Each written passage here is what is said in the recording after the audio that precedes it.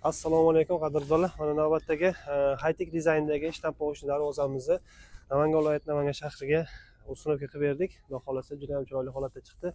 Darvozamizni eniga 3,5, balandligi 4,20 bo'ldi. Tepa qismini gulxoy holatda, ya'ni pramugasi bor, havoyini qilib berganmiz. Kimgadir yana yopiq holatda kerak bo'lsa, hammani o'zini xohishdagi qilib tayyorlab beradi. Xo'p.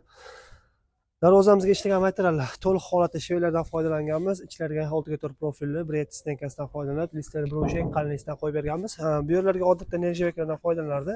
Uy egalarining xohish-istaklariga binoan qora kraskadan qilib chiqarib berganmiz.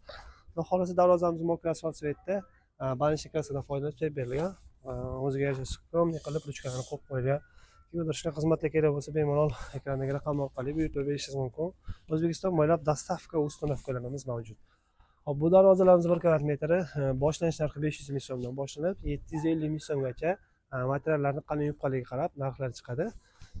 Batafsil ma'lumot olish uchun quyidagi raqam orqali aloqaga chiqishingiz mumkin.